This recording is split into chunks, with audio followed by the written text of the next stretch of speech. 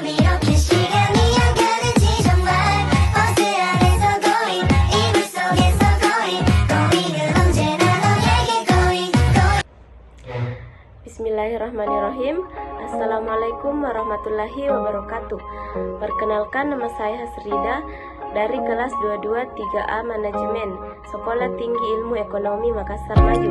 Di sini saya akan memenuhi tugas resume mata kuliah Komunikasi Bisnis. Dasar-dasar komunikasi bisnis. Komunikasi dalam dunia bisnis digunakan untuk membangun partnership sumber daya intelektual untuk mempromosikan suatu gagasan, produk, servis atau suatu organisasi dengan sasaran untuk menciptakan nilai bagi bisnis yang dijalankan. Ruang lingkup komunikasi bisnis. Ruang lingkup komunikasi bisnis sangatlah luas, seolah-olah tidak ada batasannya.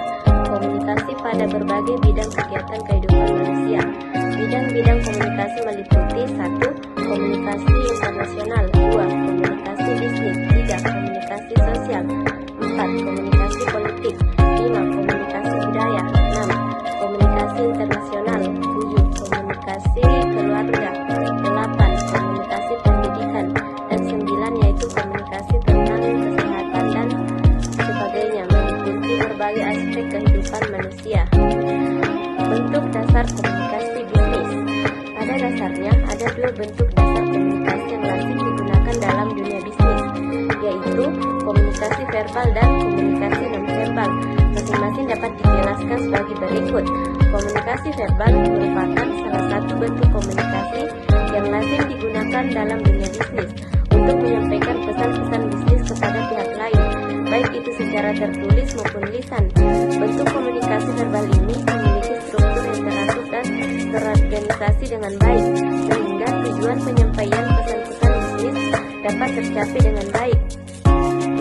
Dunia bisnis juga dapat dijumpai dengan macam contoh komunikasi verbal, misalnya membuat dan mengirim surat pengantar barang ke suatu perusahaan, atau membuat dan mengirim surat teguran atau peringatan kepada nasabah yang menunggak pembayarannya.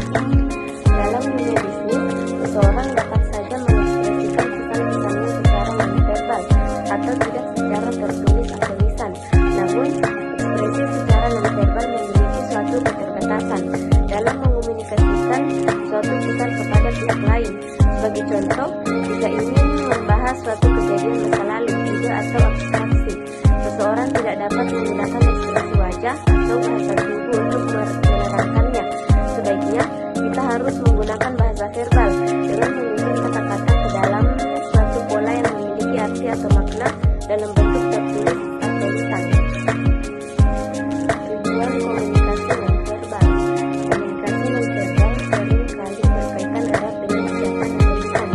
Ini berarti sering terjadi penggabungan antara komunikasi verbal dan non-verbal dalam suatu situasi. Kata-kata yang disampaikan dalam suatu percakapan hanya membawa sebagian dari suatu pesan, sedangkan bagian lain disampaikan melalui sinyal-sinyal non-verbal.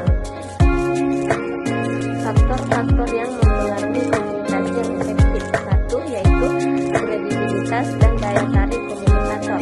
2. Kemampuan. Faktor-faktor yang mempengaruhi komunikasi yang efektif yaitu 1. Kredibilitas dan daya tarik komunikator. 2. Kemampuan pesan untuk membangkitkan anggapan. 3. Kemampuan komunikasi untuk menerima dan memahami. Hambatan komunikasi. Ada beberapa hambatan komunikasi antar manusia yaitu 1. Perbedaan persepsi dan bahasa. 2. Pendengaran yang buruk. 3. Gangguan emosional. 4. Perbedaan budaya. Dan yang kelima yaitu gangguan fisik. Hambatan komunikasi dalam organisasi yaitu 1. Kelebihan beban informasi dan pesan yang bersaing. 2. Penyaringan yang tidak tepat. 3. Iklim komunikasi tertutup dan tidak memadai. Ada 7 gangguan dan rintangan yaitu gangguan teknis, gangguan sinematik, dan gangguan psikologi. Cara mengatasi hambatan dan memperbaiki komunikasi yaitu 1. Memelihara iklim komunikasi terbuka. 2. bertekad memegang teguh etika berkomunikasi. 3. Memahami kesulitan komunikasi antar budaya. 4. Menggunakan pendekatan berkomunikasi yang berpusat pada penerima. 5. Menggunakan teknologi secara bijaksana dan bertanggung jawab untuk memperoleh dan membagi informasi. 6. Menciptakan dan memproses pesan secara efektif dan efisien. Peranan komunikasi dalam proses manajemen saat ini semakin diperlukan. Sebagai manajer yang mengelola suatu organisasi, diperlukan keterampilan komunikasi yang baik. Seseorang manajer atau karyawan perlu memiliki keterampilan berkomunikasi yang sesuai dengan keperluan maupun di luar lingkup pekerjaan, baik itu secara lisan, tertulis maupun nonverbal, agar menciptakan keharmonisan dan lingkungan bisnis. Keterampilan yang harus dikuasai manajer antaranya yaitu memecahkan masalah dan mengambil keputusan yang tepat. 2. Mengatasi konflik yang terjadi di dalam perusahaan. 3. Memanfaatkan hubungan masyarakat untuk meningkatkan kredibilitas perusahaan. 5. Memberikan motivasi kerja untuk para karyawan.